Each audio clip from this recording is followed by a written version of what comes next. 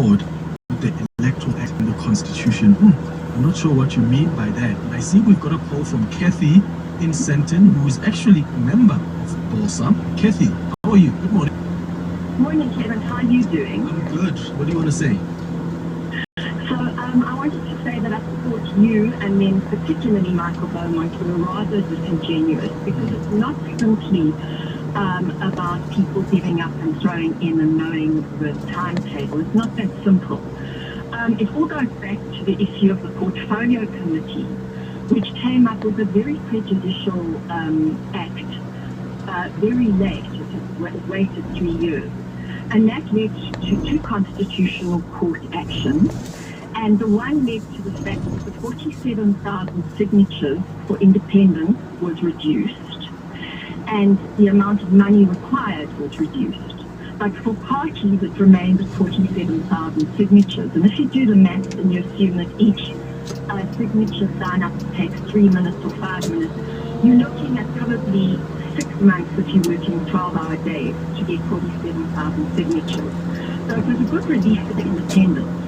But then there was the wait until Monday for the Crown Court to decide whether this was prejudicial or not, and they decided to leave things as they were in order not to disturb the entire election process. It's not only about the numbers, it's about the fact that there's already party funding that only goes to the incumbents. So right now, you've got a requirement of only 1,000 signatures for the incumbents. The funding that goes to them is based on a quota system proportionally. New parties have to find their funding, and there's a new party act which only started up very recently that requires anything over 100,000 to be declared. So all the older parties could pull in the money well ahead of time, and now they can start supporting. So the problem is it's not about Roger and his team not having foresight or any other new party. It's about the fact that democracy is not working in a proportional representation system. And certainly to get 47,000 signatures would have taken, no matter when you start, 6 to 9 months. And that is the problem. When was the initial Constitutional Court judgment about the reduction in the signatures for the candidates? Well, the issue was that it took the Constitutional Court judgment to force the Portfolio Committee to finally come up with their final... but when was that? That was quite a while back. July, okay. No, it was in July or August. Yes, in July last year. So as political parties, when there's a judgment like that from the Constitutional Court, what you actually do is start working the ground hard to get as many of those signatures as possible and not wait for the committee or even the recent judgment by the Constitutional Court that says, well, we're keeping things as they are. My problem, Katie, is there's some political parties that were hinging on the hope that the Constitutional Court is going to rule in their favor, when in fact, if you really want to contest elections, go and work hard, because the advantage you have is that after the elections, you have an opportunity to be in Parliament and to start effecting change and changing the legislation that makes the other players that come in have not a walk in the park, but they have a more seamless process if they want to start political parties and contest elections. 100% you're right. But that 6 months for one person, let's just talk about the independents, would have taken them until after the election to get their 47,000. For parties, you've got more muscle. But by the same token, it's about funding and how much money you can pull together. And none of what I'm saying reflects on the party that I decided to join. It reflects on every single party. But there's no funding available, and people are reluctant to put their money in because they've got to then declare over 100,000. You've seen the headlines that come out about an Oppenheimer funding for another party, etc.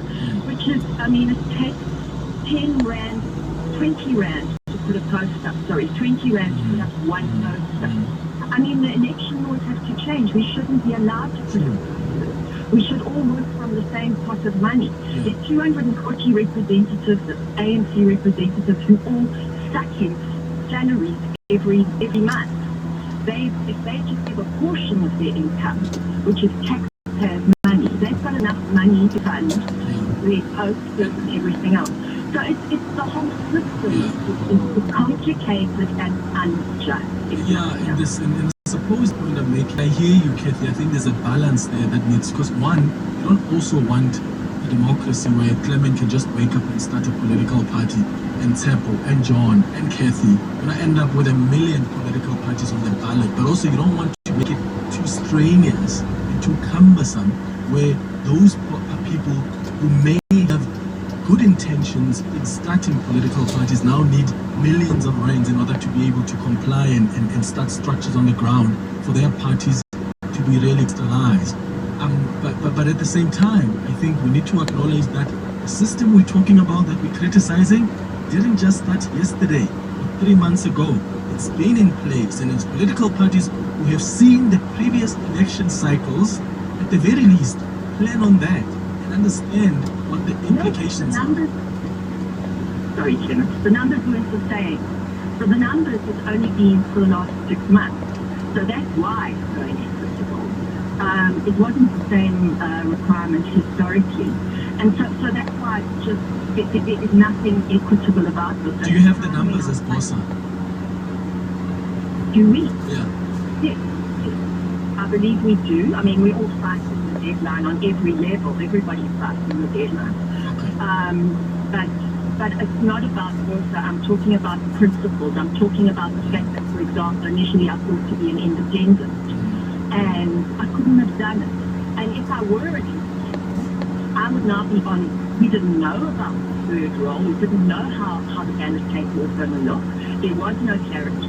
So if I was, I thought I would have been up against a whole lot of parties. I wouldn't have done it.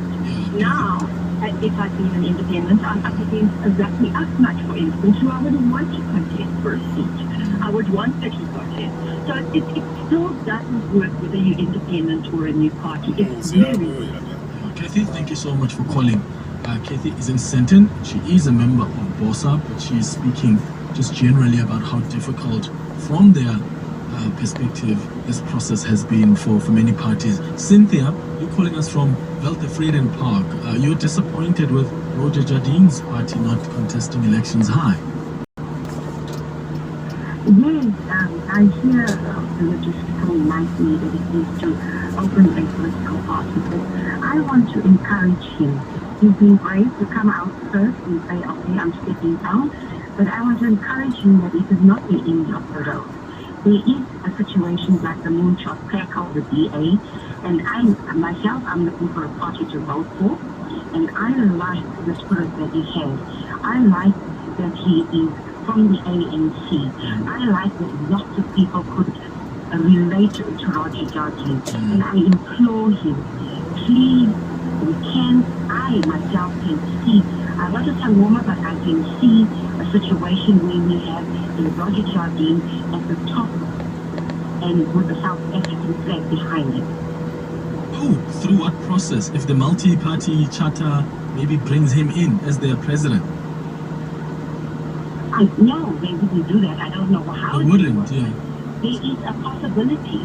But in these elections or in future? Join. In future, the next 4 years, what is Okay. 4 years, he maybe joins one of the parties, maybe joins the DA or something, or then become the house boy, but he has got the pulling power. And I'm sure lots of people... Does he? If he had pulling power in there, he wouldn't be pulling out of the race. He had the pulling power. He doesn't have enough numbers. Pulling power. He's got the pulling power. His personality and his background. And he relates to most South Africans. So he just needs an established party. He relates to us from the ANC, and we are disappointed. He relates to us. So we're saying, here's an ex-ANC person, we can relate to him. He relates to youth, he relates to all sorts of things. And right now, he's got a strength of character to come out first and say, look, I can't do this. Cynthia, right now. Yeah, Vanderbilt Park, thank you for calling. Cynthia is disappointed with Roger, but is praising him and is encouraging him to not completely give up. I don't think he will. Maybe he'll try again in the next 5 years. Muhammad in Victory Park, good morning. Hi, good morning, Chairman. How's it? I'm very well, thanks. Sure, go ahead. Okay, I wanted to just commend South Africa on their brilliant, bold stance in basically taking case to the ICJ of the genocide happening to the Palestinian people. So I'm really proud of South Africa's stance and proud of Naledi Pandor as well, who's been, given death threats for her stance. I mean, just yesterday, there was 150 people massacred and murdered waiting for food. And the world is silent. I mean, all those Western white supremacist countries are complicit. Anybody that doesn't help is complicit in this genocide and murder. I mean, Israel is an apartheid state. Amnesty International has called him an apartheid state, and we know apartheid. We've lived in South Africa, so we know apartheid, but that is way worse. I mean, they're starving the people besides massacring. Did you see the visuals? Did you see those visuals yesterday, Muhammad? I mean, it's just crazy. It was so bad. If you don't know what we're talking about, Muhammad is referencing, oh my goodness, say a prayer for the civilians in Gaza. Please keep them in your thoughts. There was a massive disaster in Gaza yesterday where scores of people were killed. They were shot at, they were trampled, they were run over to their death. And this is after the IDF opened fire on desperate, starving people that were waiting in the line for food. I saw the United Nations Humanitarian Office saying it's an atrocious new law. The Palestinian Health Ministry says over 100 people are dead, were killed. So there are different stories that are being told, as always. So eyewitnesses are saying the Israeli forces opened fire on a crowd that was rushing to the trucks, because these are trucks that are bringing in humanitarian aid. They've got food, they've got all the aid supplies. So people are so desperate that they were rushing to the trucks, desperate for food. And then chaos broke out, and it led to casualties. Trucks rammed on people as they tried to flee the scene. Israel says, well, there was a stampede and trucks were ramming into crowds. And then the troops fired at Palestinians that they considered a threat. They didn't fire at the aid convoy. That's what Israel says. Those crowds were rushing for food. And they're saying that's when they were ran over. Joe Biden said it was tragic. I saw his comment. It was reflected on CNN last night. And I wonder what happened yesterday. How what happened yesterday will complicate the negotiations, the ceasefire talks. Because the events on the ground can change the course of negotiations. And I think for me, when I saw the visuals, I just thought, that's it, that drives home the need for a ceasefire and for more aid to be allowed in. Without ceasefire, the conditions on the ground don't even allow for more trucks to come in. This wouldn't have happened. This disaster yesterday, when people are killed because they are run over by trucks,